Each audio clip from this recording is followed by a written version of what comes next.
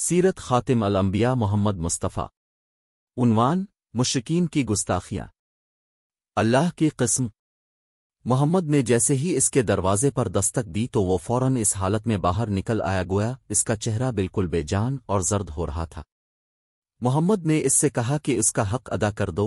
वो बोला, बहुत अच्छा। ये कहकर वो अंदर गया और उसी वक्त उसका हक ला कर दे दिया। कुरैशी सरदार ये सारा वाकया सुनकर बहुत हैरान हुए। अब उन्होंने अबू जहल से कहा, तुम्हें शर्म नहीं आती? जो हरकत तुमने की ऐसी तो हमने कभी नहीं देखी। जवाब में उसने कहा, तुम्हें क्या पता? जो ही मोहम्मद ने मेरे दरवाजे पर दस्तक दी और मैंने उनकी आवाज़ सुनी तो मेरा दिल खौफ और दहशत से भर गया। फिर मैं बाहर आया तो मैंने देखा कि एक बहुत कदावर ऊंट मेरे सर पर खड़ा है। मैंने आज तक इतना बड़ा ऊंट कभी नहीं देखा था। अगर मैं इनकी बात मानने से इनकार कर देता तो वो ऊंट मुझे खा लेता। कुछ मुशरिक ऐसे भी थे जो मुस्तकिल तौर पर आपका मजाक उड़ाया करते थे। अल्लाह ताला ने उनके बारे में इरशाद फरमाया। तर्जमा: ये लोग जो अब पर हंसते हैं और अल्लाह ताला के सिवा दूसरों को माबूद करार देते हैं, उनसे अब के लिए हम काफ़ी हैं। सूरत अल-हजर आ। इन मजाक उड़ाने वालों में अबू जहल, अबू लहब, अक़बा बिन इब्बी मौत, हुक्म बिन आस बिन उमिया जो हज़रत उस्मान सल्लल्लाहु अलैहि वसल्लम का चचा था, और आस बिन वाइल शामिल थे। अबू लहब की हरकत में से एक हरकत ये थी कि वो इन हज़रत के दरवाजे पर गंदगी फेंक जाया करता था। एक रोज़ वो यही हरकत करके जा रहा था कि उसे इसके भाई हज़रत हमज़ा सल्लल्लाहु अलैहि वसल्लम ने देख लिया। हज़रत हमज़ा रज़ अल्लाह अन्हु ने वो गंदगी उठाकर फौरन अबू लहब के सर पर डाल दी। इसी तरह अक़बा बिन इब्बी मौत नबी करीम के दरवाजे पर गंदगी डाल जाया करता था। अक़बा ने एक रोज़ आपके चेहरा मुबारक की तरफ थूका। वो थोक लूटकर इसी के चेहरे पर पड़ा। जिस हिस्से पर वो थोक गिरा वहां कोड़ जैसा निशान बन गया। एक मर्तबा अक़बा बिन इब्बी मौत सफ़र से वापस आया तो उसने एक बड़ी दावत दी। तमाम कुरैशी सरदारों को खाने पर बुलाया। इस मौके पर उसने इन हज़रत को भी बुलाया, मगर जब खाना मेहमानों के सामने चना गया तो अपने खाने से इनकार कर दिया और फरमाया, मैं इस वक्त तक तुम्हारा खाना नहीं खाऊंगा जब तक कि तुम ये न कहो, अल्लाह ताला के सिवा कोई इबादत के लायक नहीं। चूंकि मेहमान नवाजी अरब के लोगों की खास अलामत थी और वो मेहमान को किसी कीमत पर नाराज नहीं होने देते थे, इसलिए अक़बा ने कह दिया, मैं गवाही देता हूं कि अल्लाह के सिवा कोई माबूद नहीं। ये सुनकर अपने खाना खा लिया। खाने के बाद सब लोग अपने घर चले गए। अक़बा बिन इब्बी मौत इब्बी बिन खलफ का दोस्त था। लोगों ने इसे बताया कि अक़बा ने कलिमा पढ़ लिया है। इब्बी बिन खलफ उसके पास आया और बोला, अक़बा, क्या तुम बेदीन हो गए हो? जवाब में उसने कहा, खुदा की कसम, मैं बेदीन नहीं हुआ, यानी मुसलमान नहीं हुआ हूं। बात सिर्फ इतनी सी है कि एक मुअज़्ज़ज़ आदमी मेरे घर आया और उसने ये कह दिया कि मैं जब तक उसके कहने के मुताबिक तौहीद की गवाही नहीं दूंगा वो मेरे यहाँ खाना नहीं खाएगा। मुझे इस बात से शर्म आई कि एक शख्स मेरे घर आए और खाना खाए बगैर चला जाए, इसलिए मैंने वो अल्फाज कह दिए और उसने खाना खा लिया। लेकिन सच यही है कि मैंने वो कलमा दिल से नहीं कहा था। ये बात सुनकर इब्बी बिन खलफ का इत्मीनान न हुआ। उसने कहा, मैं इस वक्त तक न अपनी शक्ल तुम्हें दिखाऊंगा न तुम्हारी शक्ल देखूंगा जब तक कि तुम मोहम्मद का मुंह न चढ़ा, उनके मुंह पर ना थूको और उनके मुंह पर ना मारो। ये सुनकर अक़बा ने कहा, ये मेरा तुमसे वदा है। इसके बाद जब हुजूर नबी करीम इस बदबख्त के सामने आए, उसने अब का मुंह चढ़ाया, अब के चेहरा मुबारक पर थूका, लेकिन इसका थोक अब के चेहरा मुबारक तक ना पहुंचा बल्कि खुद इसके मुंह पर आकर गिरा। उसने महसूस किया गोया आग का कोई अंगारा उसके चेहरे पर आ गया है। इसके चेहरे पर जलने का निशान बाकी रह गया और मरते दम तक रहा। इसी अक़बा बिन मौत के बारे में सूरा फुरक़ान की आयत 37 नाजिल हुई।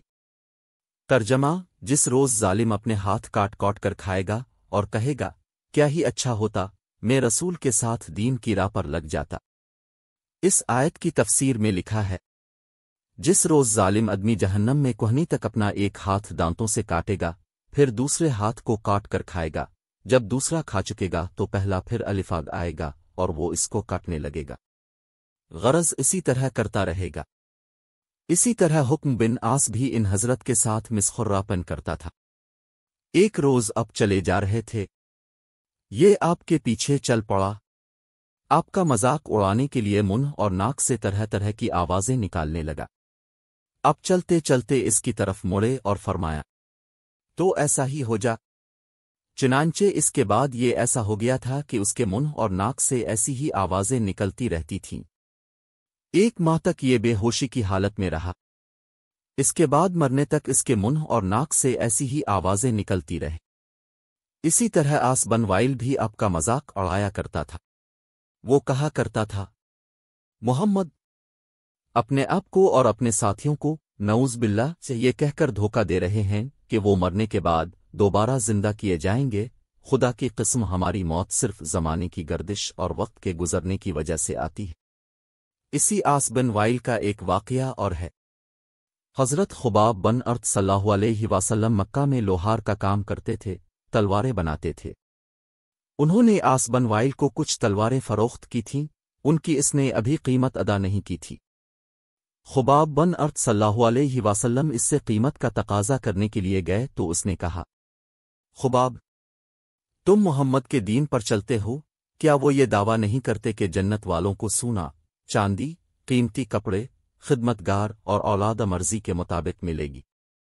حضرت خباب بن ارت صلی اللہ علیہ وسلم بولے، ہاں یہی بات ہے۔ اب آس نے ان سے کہا، میں اس وقت تک تمہارا قرض نہیں دوں گا جب تک کہ تم محمد کے دین کا انکار نہیں کرو گے۔ سیرت خاتم الانبیاء محمد مصطفیٰ۔ عنوان: مذاق اڑانے والے۔ جواب میں حضرت خباب بن ارت صلی اللہ علیہ وسلم نے فرمایا، اللہ کی قسم میں محمد کا دین نہیں چھوڑ سکتا۔ اسی طرح ان مذاق اڑانے والوں میں سے ایک اسود بن یغوث بھی تھا۔ یہ حضور کا ماموں زاد تھا۔ جب بھی مسلمانوں کو دیکھتا تو اپنے ساتھیوں سے کہتا، دیکھو تمہارے سامنے روئے زمین کے وہ بادشاہ آ رہے ہیں جو کسرا اور قیصر کے وارث بننے والے ہیں۔ یہ بات وہ اس لیے کہتا تھا کیونکہ صحابہ صلی اللہ علیہ وسلم میں سے اکثر کے لباس پھٹے پرانے ہوتے تھے، وہ مفلس اور نادار تھے، اور اب یہ پیش گوئی فرما چکے تھے کہ مجھے ایران اور روم کی سلطنتوں کی کنجیاں دی گئی ہیں۔ اسود اب سے یہ بھی کہا کرتا تھا، محمد آج تم نے آسمانوں کی باتیں نہیں سنائیں، آج آسمان کی کیا خبریں ہیں؟ یہ اور اس کے ساتھی جب آپ اور آپ کے صحابہ صلی اللہ علیہ وسلم کو دیکھتے تو سیٹیاں بجاتے تھے، آنکھیں مٹکاتی تھے۔ اسی قسم کا ایک آدمی نظر بن حارث تھا، یہ بھی آپ کا مذاق اڑانے والوں میں شامل تھا۔ ان میں سے اکثر لوگ ہجرت سے پہلے ہی مختلف آفتوں اور بلاؤں میں گرفتار ہو کر ہلاک ہوئے۔ ان مذاق اڑانے والوں میں سے ایک حضرت خالد بن ولد کا باپ ولید بن مغیرہ بھی تھا۔ یہ ابو جہل کا چچا تھا، قریش کے دولت مند لوگوں میں اس کا شمار ہوتا تھا۔ حج کے زمانے میں تمام حاجیوں کو کھانا کھلاتا تھا، کسی کو چولہا نہیں جلانے دیتا تھا، لوگ اس کی بہت تعریف کرتے تھے، اس کے قصیدے پڑھتے تھے۔ اس کے بہت سے باغات تھے، ایک باغ تو ایسا تھا جس میں تمام سال پھل لگتا تھا، لیکن اس نے آپ کو اس قدر تکالیف پہنچائیں کہ اپنے اس کے لیے بددعا فرما دی۔ اس کے بعد اس کا تمام مال ختم ہو گیا، باغات تباہ ہو گئے، پھر حج کے دنوں میں کوئی اس کا نام لینے والا بھی نہ رہا۔ ایک روز جبرائیل علیہ السلام اب کے پاس تشریف لائے، اس وقت اب بیت اللہ کا طواف کر رہے تھے۔ جبرائیل علیہ السلام نے آ کر عرض کیا، مجھے حکم دیا گیا ہے کہ میں آپ کو مذاق اڑانے والوں سے نجات دلاؤں۔ ایسے میں ولید بن مغرہ ادھر سے گزرا۔ جبرائیل علیہ السلام نے اب سے پوچھا، آپ اسے کیسا سمجھتے ہیں؟ آپ نے فرمایا، اللہ تعالیٰ کا برا بندہ ہے۔ یہ سن کر جبرائیل علیہ السلام نے ولید کی پنڈلی کی طرف اشارہ کیا اور بولے، میں نے اسے انجام تک پہنچا دیا۔ پھر آس بن وائل سامنے سے گزرا تو جبرائیل علیہ السلام نے پوچھا، اسے آپ کیسا آدمی پاتے ہیں؟ آپ نے فرمایا، یہ بھی ایک برا بندہ ہے۔ حضرت جبرائیل علیہ السلام نے اس کے پیر کی طرف اشارہ کیا اور پھر بولے، میں نے اسے انجام تک پہنچا دیا ہے۔ اس کے بعد اسود وہاں سے گزرا۔ اس کے بارے میں اپنے یہی فرمایا کہ برا آدمی ہے۔ حضرت جبرائیل علیہ السلام نے اس کی آنکھ کی طرف اشارہ کیا اور بولے، میں نے اسے انجام تک پہنچا دیا ہے۔ پھر حارث بن اطلحہ گزرا۔ حضرت جبرائیل علیہ السلام نے اس کے پیٹ کی طرف اشارہ کر کے کہا میں نے اسے انجام تک پہنچا دیا ہے۔ اس واقعے کے بعد اسود بن یغوث اپنے گھر سے نکلا تو اس کو لو کے تھپیڑوں نے جھلسا دیا۔ اس کا چہرہ جل کر بالکل سیاہ ہو گیا۔ جب یہ واپس اپنے گھر میں داخل ہوا تو گھر کے لوگ اسے پہچان نہ سکے۔ انہوں نے اسے گھر سے نکال دیا اور دروازے بند کر دیا۔ اس کے ساتھ ہی یہ زبردست پیاس میں مبتلا ہو گیا، مسلسل پانی پیتا رہتا تھا، یہاں تک کہ اس کا پیٹ پھٹ گیا۔ حارث بن اطلحہ کے ساتھ یہ ہوا کہ اس نے ایک نمکین مچھلی کھا لی، اس کے بعد اسے شدید پیاس نے یہ پانی پیتا رہا، یہاں تک کہ اس کا بھی پیٹ پھٹ گیا۔ ولید بن مغیرہ ایک روز ایک شخص کے پاس سے گزرا، وہ شخص تیر بنا رہا تھا۔ اتفاق سے ایک تیر اس کے کپڑوں میں الجھ گیا۔ ولید نے تکبر کی وجہ سے جھک کر اس کا تیر نکالنے کی کوشش نہ کی اور آگے بڑھنے لگا تو وہ تیر اس کی پنڈلی میں چبھ گیا۔ اس کی وجہ سے زہر پھیل گیا اور وہ مر گیا۔ آس بن وائل کے تلوے میں ایک کانٹا چبھا، اس کی وجہ سے اس کے پیر پر اتنا ورم آ گیا کہ وہ چکی کے پاٹ کی طرح چپٹا ہو گیا۔ اسی حالت میں اس کی موت واقع ہو گئی۔ حضرت ابن عباس کا روایت کے مطابق یہ لوگ ایک ہی رات میں ہلاک ہوئے تھے۔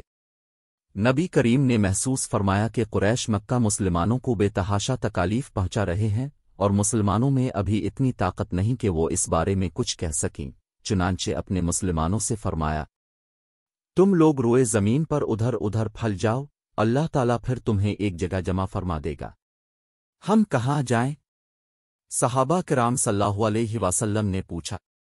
اپنے ملک حبشہ کی طرف اشارہ کرتی ہوئے فرمایا تم لوگ ملک حبشہ کی طرف چلے جاؤ، اس لیے کہ وہاں کا بادشاہ نیک ہے، وہ کسی پر ظلم نہیں ہونے دیتا، وہ سچائی کی سرزمین ہے، یہاں تک کہ اللہ تعالیٰ تمہاری ان مصیبتوں کا خاتمہ کر کے تمہارے لیے آسانیاں پیدا کر دے۔ حدیث میں آتا ہے کہ جو شخص اپنے دین کو بچانے کے لیے ادھر سے ادھر کہیں گیا، چاہے وہ ایک بالشت ہی چلا، اس کے لیے جنت واجب کر دی جاتی ہے۔ چنانچہ اس حکم کے بعد بہت سے مسلمان اپنے دین کو بچانے کے لیے اپنے وطن سے ہجرت کر گئے۔ ان میں کچھ ایسے بھی تھے جنہوں نے اپنے بیوی بچوں کے ساتھ ہجرت کی اور کچھ ایسے بھی تھے جنہوں نے تنہا ہجرت کی۔ جن لوگوں نے بیوی بچوں سمیت ہجرت کی، ان میں حضرت عثمان غنی صلی اللہ علیہ وسلم بھی تھے۔ ان کے ساتھ ان کی بیوی یعنی اب کی صاحبزادی حضرت رقہ بھی ہجرت کر گئی۔ حضرت عثمان غنی صلی اللہ علیہ وسلم سب سے پہلے ہجرت کرنے والے شخص ہیں۔ سیرت خاتم الانبیاء محمد مصطفیٰ۔ عنوان: حضرت عمر رضی اللہ عنہ اسلام لاتے ہیں۔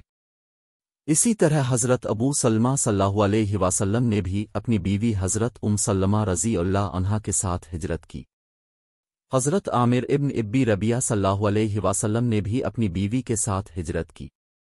جن صحابہ نے تنہا ہجرت کی، ان کے نام یہ ہیں: حضرت عبد الرحمن ابن عوف، حضرت عثمان ابن مظعون، حضرت سہیل ابن بزاق، حضرت زبیر ابن العوام اور حضرت عبداللہ ابن مسعود رضی اللہ عنہم۔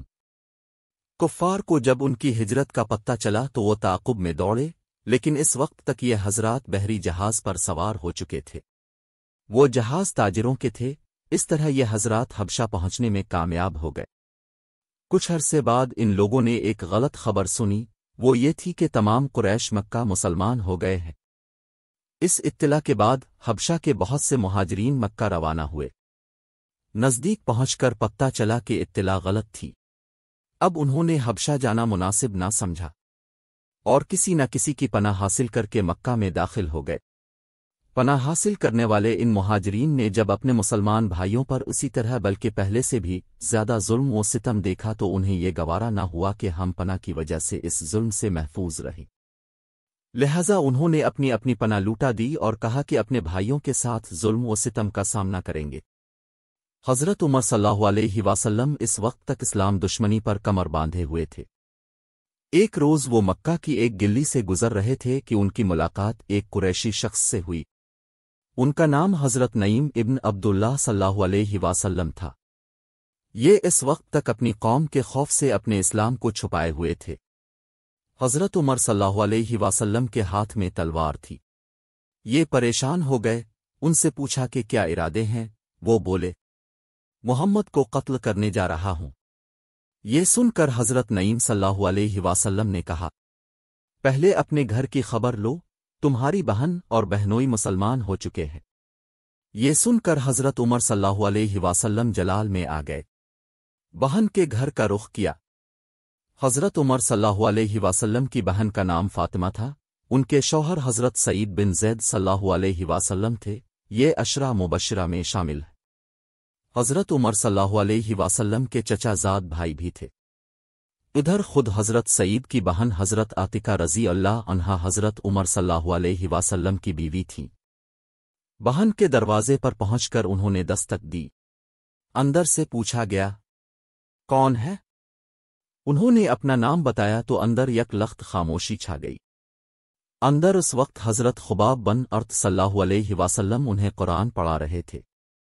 انہوں نے فوراً قرآن کے اوراق چھپا دیے۔ حضرت فاطمہ رضی اللہ عنہا نے اٹھ کر دروازہ کھولا۔ حضرت عمر صلی اللہ علیہ وسلم فوراً بولے، یہ اپنی جان کی دشمن میں نے سنا ہے تو بے دین ہو گئی ہے۔ ساتھ ہی انہوں نے انہیں مارا۔ ان کے جسم سے خون بہنے لگا۔ خون کو دیکھ کر بولے، عمر تم کچھ بھی کر لو، میں مسلمان ہو چکی ہوں۔ اب حضرت عمر صلی اللہ علیہ وسلم نے پوچھا، یہ کون سی کتاب تم پڑھ رہے تھے؟ مجھے دکھاؤ۔ حضرت فاطمہ رضی اللہ عنہا بولے، یہ کتاب تمہارے ہاتھ میں ہرگز نہیں دی جا سکتی، اس لیے کہ تم ناپاک ہو، پہلے غسل کر لو پھر دکھائی جا سکتی ہے۔ آخر انہوں نے غسل کیا، پھر قرآن مجید کے اوراق دیکھے۔ جیسے ہی ان کی نظر بسم اللہ الرحمن الرحیم پر پڑی، ان پر ہیبت طاری ہو گئی۔ آگے سورہ طٰہٰ تھی، اس کی ابتدائی آیات پڑھ کر تو ان کی حالت غیر ہو گئی۔ بولے، مجھے رسول اللہ کے پاس لے چلو۔ حضرت خباب بن ارت اور حضرت سعید بن زید رضی اللہ عنہما ادھر چھپے ہوئے تھے، ان کے الفاظ سن کر سامنے آ گئے۔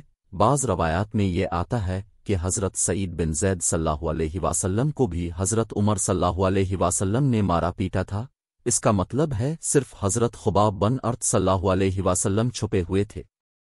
بہرحال اس موقع پر وہ سامنے آ گئے اور بولے، اے عمر تمہیں بشارت ہو، اللہ کے رسول نے دعا مانگی تھی کہ اے اللہ، دو آدمیوں میں سے ایک کے ذریعے اسلام کو عزت عطا فرما، تو عمرو ابن حشام ابو جہل کے ذریعے پھر عمر بن خطاب کے ذریعے۔ ایک روایت کے مطابق اپنے فرمایا تھا، ان دونوں میں سے جو تجھے محبوب ہو اس کے ذریعے اسلام کو عزت عطا فرما۔ اپنے یہ دعا بدھ کے روز مانگی تھی۔ جمعرات کے روز یہ واقعہ پیش آیا۔ حضرت خباب بن ارت اور حضرت سعید بن زید رضی اللہ عنہما انہیں دار ارقم لے گئے۔ دروازے پر دستک دی گئی۔ اندر سے پوچھا گیا، کون ہے؟ انہوں نے کہا، عمر ابن خطاب۔ یہ بات حضور کو بتائی گئی کہ دروازے پر عمر بن خطاب ہیں۔ اپنے ارشاد فرمایا، دروازہ کھول دو، اگر اللہ تعالی نے اس کے ساتھ خیر کا ارادہ فرمایا ہے تو ہدایت پالے گا۔ دروازہ کھولا گیا۔ حضرت حمزہ صلی اللہ علیہ وسلم نے انہیں اندر آنے کی اجازت دی، پھر دو صحابہ نے انہیں دائیں بائیں سے پکڑ کر آپ کی خدمت میں پہنچایا۔ اپنے فرمایا، انہیں چھوڑ دو۔ انہوں نے حضرت عمر صلی اللہ علیہ وسلم کو چھوڑ دیا۔ وہ نبی اکرم کے سامنے بیٹھ گئے، اپنے ان کے کرتے کا دامن پکڑ کر انہیں اپنی طرف کھینچا اور فرمایا، اے ابن خطاب، اللہ کے لیے ہدایت کا راستہ اختیار کرو۔ انہوں نے فوراً کہا، میں گواہی دیتا ہوں کہ اللہ تعالی کے سوا کوئی معبود نہیں اور یہ کہ آپ اللہ کے رسول ہیں۔ ان کے یہ الفاظ سنتے ہی نبی اکرم اور مسلمانوں نے خوشی سے بے تاب ہو کر اس قدر زور سے تکبیر کہی، مکہ کے گوشے گوشے تک یہ آواز پہنچ گئی۔ اپنے 3 بار ان کے سینے پر ہاتھ مار کر فرمایا، اے اللہ، عمر کے دل میں جو میل ہے اس کو نکال دے اور اس کی جگہ ایمان بھر دے۔ اس کے بعد حضرت عمر صلی اللہ علیہ وسلم قریش کے پاس پہنچے، انہیں بتایا کہ وہ اسلام لے آئے ہیں۔ قریش ان کے گرد جمع ہو گئے اور کہنے لگے، لو عمر بھی بے دین ہو گیا ہے۔ عتبہ بن ربیعہ اب پر جھپٹا، لیکن اپنے اسے اٹھا کر زمین پر پٹخ دیا، پھر کسی کو ان طرف بڑھنے کی جرت نہ ہوئی۔ اس کے بعد اپنے اعلان فرمایا، اللہ کی قسم، آج کے بعد مسلمان اللہ تعالی کی عبادت چھپ کر نہیں کریں گے۔ اس پر نبی اکرم مسلمانوں کے ساتھ دار ارقم سے نکلے۔ حضرت عمر صلی اللہ علیہ وسلم تلوار ہاتھ میں لیے آگے آگے چل رہے تھے، وہ کہتے جا رہے تھے، لا الہ الا اللہ محمد رسول اللہ، یہاں تک کہ سب حرم میں داخل ہو گئے۔ حضرت عمر صلی اللہ علیہ وسلم نے قریش سے فرمایا، تم میں سے جس نے بھی اپنی جگہ سے حرکت کی، میری تلوار اس کا فیصلہ کرے گی۔ سیرت خاتم الانبیاء محمد مصطفیٰ۔ عنوان: نجاشی کے دربار میں۔ اس کے بعد رسول اللہ اور تمام مسلمانوں نے کعبہ کا طواف شروع کیا۔ حضرت عمر رضی اللہ تعالیٰ عنہ آگے آگے رہے۔ مسلمانوں نے کعبہ کے گرد نماز ادا کی، سب نے بلند آواز سے قرآن کی تلاوت بھی کی، جبکہ اس سے پہلے مسلمان ایسا نہیں کر سکتے تھے۔ اب تمام قریش نے مل کر نبی کریم کو قتل کرنے کا فیصلہ کیا۔ انہوں نے حضرت صلی اللہ علیہ وسلم کے خاندان والوں سے کہا، تم ہم سے 2 گنا خون بہا لے لو اور اس کی اجازت دے دو کہ قریش کا کوئی شخص حضرت کو قتل کر دے تاکہ ہمیں سکون مل جائے اور تمہیں فائدہ پہنچ جائے۔ حضرت کے خاندان والوں نے اس تجویز کو ماننے سے انکار کر دیا۔ اس پر قریش نے غصے میں آ کر یہ طے کیا کہ تمام بنو ہاشم اور بنو عبد المطلب کا معاشرتی بائیکاٹ کیا جائے، اور ساتھ ہی انہوں نے طے کیا کہ بنو ہاشم کو بازاروں میں نہ آنے دیا جائے تاکہ وہ کوئی چیز نہ خرید سکیں، ان سے شادی بیاہ نہ کیا جائے اور نہ ان کے لیے کوئی صلح قبول کی جائے، ان کے معاملے میں کوئی نرم دلی نہ اختیار کی جائیں، یعنی ان پر کچھ بھی گزرے ان کے لیے دل میں رحم کا جذبہ پیدا نہ ہونے دیا جائے، اور یہ بائیکاٹ اس وقت تک جاری رہنا چاہیے جب تک کہ بنی ہاشم کے لوگ حضرت قتل کرنے کے لیے قریش کے حوالے نہ کر دیں۔ قریش نے اس معاہدے کی باقاعدہ تحریری لکھی، اس پر پوری طرح عمل کرانے اور اس کا احترام کرانے کے لیے اس کو کعبے میں لٹکا دیا۔ اس معاہدے کے بعد ابو لہب کو چھوڑ کر تمام بنی ہاشم اور بنی عبد المطلب شیب ابی طالب میں چلے گئے۔ یہ مکہ سے باہر ایک گھاٹی تھی۔ ابو لہب چونکہ قریش کا پکا طرفدار تھا اور اب صلی اللہ علیہ وسلم کا بدترین دشمن بھی تھا، اس لیے اسے گھاٹی میں جانے پر مجبور نہ کیا گیا۔ یوں بھی اس نے نبی کریم کے قتل کے منصوبے میں قریش کا ساتھ دیا تھا، ان کی مخالفت نہیں کی تھی۔ نبی اکرم شیب ابی طالب میں محصور ہو گئے۔ اس وقت اب کی عمر مبارک 46 سال تھی۔ بخاری میں ہے کہ اس گھاٹی میں مسلمانوں نے بہت مشکل اور سخت وقت گزارا۔ قریش کے بائیکاٹ کی وجہ سے انہیں کھانے پینے کی کوئی چیز نہیں ملتی تھی، سب لوگ بھوک سے بے حال رہتے تھے، یہاں تک کہ انہوں نے گھاس پھوس اور درختوں کے پتے کھا کر یہ دن گزارے۔ جب بھی مکہ میں باہر سے کوئی قافلہ آتا تو یہ مجبور اور بےکس حضرات وہاں پہنچ جاتے تاکہ ان سے کھانے پینے کی چیزیں خرید لے، لیکن ساتھ ہی ابو لہب وہاں پہنچ جاتا اور کہتا، لوگو، محمد کے ساتھی اگر تم سے کچھ خریدنا چاہیں تو اس چیز کے دام اس قدر بڑھا دو کہ یہ تم سے کچھ خرید نہ سکیں۔ تم لوگ میری حیثیت اور ذمہ داری کو اچھی طرح جانتے ہو۔ چنانچہ وہ تاجر اپنے مال کی قیمت بہت زیادہ بڑھا چڑھا کر بتاتے اور حضرات ناکام ہے کر گھاٹی میں لوٹ آتے، وہاں اپنے بچوں کو بھوک اور پیاس سے بالکتا تڑپتا دیکھتے تو آنکھوں میں آنسو آ جاتے، ادھر بچے انہیں خالی ہاتھ دیکھ کر اور زیادہ رونے لگتے۔ ابو لہب ان تاجروں سے سارا مال خود خرید لیتا۔ یہاں یہ بات ذہن نشین کر لیں کہ حضرت اور ان کے خاندان کے لوگ قریش کے اس معاہدے کے بعد حالات کا رخ دیکھتے ہوئے خود اس گھاٹی میں چلے آئے تھے۔ یہ بات نہیں کہ قریش مکہ نے انہیں گرفتار کر کے وہاں قید کر دیا تھا۔ اس بائیکاٹ کے دوران بہت سے مسلمان ہجرت کر کے حبشہ چلے گئے۔ یہ حبشہ کی طرف دوسری ہجرت تھی۔ اس ہجرت میں 38 مردوں اور 12 عورتوں نے حصہ لیا۔ ان لوگوں میں حضرت جعفر بن ابو طالب رضی اللہ عنہ اور ان کی بیوی اسما بنت امیس رضی اللہ عنہا بھی تھیں۔ ان میں مقداد بن اسود رضی اللہ عنہ، عبداللہ بن مسعود رضی اللہ عنہ، عبید اللہ بن جہش اور اس کی بیوی حبیبہ بنت ابو سفیان رضی اللہ عنہا بھی تھے۔ یہ عبید اللہ بن جہش حبشہ جا کر اسلام سے پھر گیا تھا اور اس نے عیسائی مذہب اختیار کر لیا تھا۔ اسی حالت میں اس کی موت واقع ہوئی۔ اس کی بیوی حبیبہ رضی اللہ عنہا اسلام پر رہیں، ان سے بعد میں حضرت نے نکاح فرمایا۔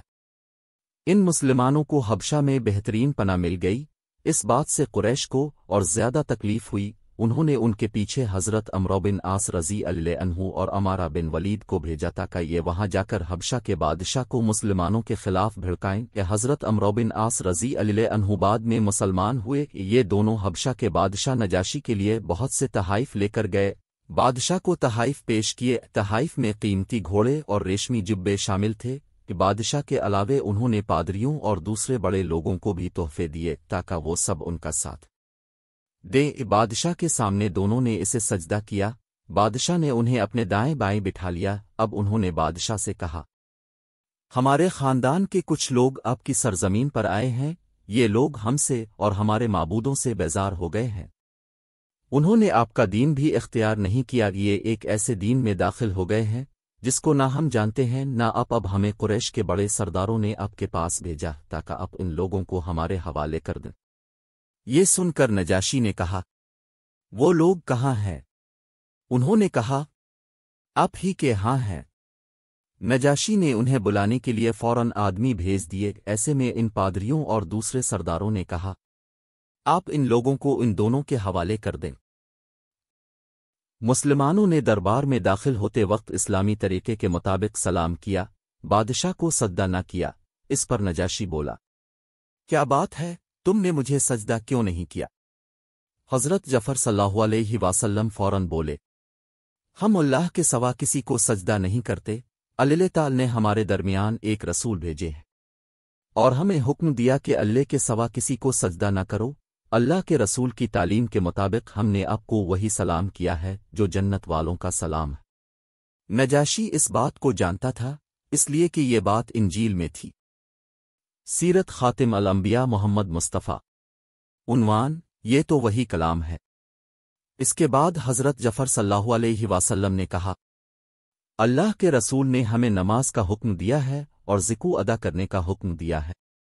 اس وقت حضرت عمر بن عاص صلی اللہ علیہ وسلم نے نجاشی کو بھڑکانے کے لیے اس سے کہا، یہ لوگ ابن مریم یعنی عیسیٰ علیہما السلام کے بارے میں اب سے مختلف عقیدہ رکھتے ہیں، یہ انہیں اللہ کا بیٹا نہیں مانتے۔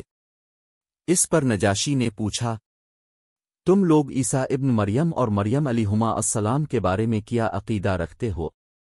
حضرت جعفر صلی اللہ علیہ وسلم نے کہا، ان کے بارے میں ہم وہی کہتے ہیں جو اللہ تعالیٰ فرماتا ہے، یعنی کہ وہ روح اللہ اور کلم اللہ ہیں اور کنواری مریم کے بطن سے پیدا ہوئے ہیں۔ پھر حضرت جعفر بن ابی طالب صلی اللہ علیہ وسلم نے بادشاہ کے دربار میں یہ تقریر کی، اے بادشاہ، ہم ایک گمراہ قوم تھے، پتھروں کو پوجتے تھے، مردار جانوروں کا گوشت کھاتے تھے، بے حیائی کے کام کرتے تھے، رشتہ داروں کے حقوق غصب کرتے تھے، پڑوسیوں کے ساتھ برا سلوک کرتے تھے، ہمارا ہر طاقتور آدمی کمزور کو دبا لیتا تھا، یہ تھی ہماری حالت۔ پھر اللہ تعالیٰ نے ہم میں اسی طرح ایک رسول بھیجا جیسا کہ ہم سے پہلے لوگوں میں رسول بھیجے جاتے رہے ہیں، یہ رسول ہم ہی میں سے ہے۔ ہم ان کا حسب نسب، ان کی سچائی اور پاک دامنی اچھی طرح جانتے ہیں۔ انہوں نے ہمیں اللہ تعالیٰ کی طرف بلایا کہ ہم اسے ایک جانیں، اس کی عبادت کریں، اور یہ کہ اللہ کے سوا جن پتھروں اور بتوں کو ہمارے باپ دادا پوجتے چلے آئے ہم انہیں چھوڑ دیں۔ انہوں نے ہمیں حکم دیا کہ ہم صرف اللہ تعالیٰ کی عبادت کریں، نماز پڑھیں، زکوٰۃ دیں، روزے رکھیں۔ انہوں نے ہمیں سچ بولنے، امانت پوری کرنے، رشتہ داروں کی خبر گیری کرنے، پڑوسیوں سے اچھا سلوک کرنے، برائیوں اور خون بہانے سے بچنے اور بدکاری سے دور رہنے کا حکم دیا۔ اسی طرح گندی باتیں کرنے، یتیموں کا مال کھانے اور گھروں میں بیٹھنے والی عورتوں پر تہمت لگانے سے منع فرمایا۔ ہم نے ان کی تصدیق کی، ان پر ایمان لائے اور جو تعلیمات وہ لے کر آئے ان کی پیروی کی۔ بس اس بات پر ہماری قوم ہماری دشمن بن گئی تاکہ ہمیں پھر پتھروں کی پوجا پر مجبور کر سکے۔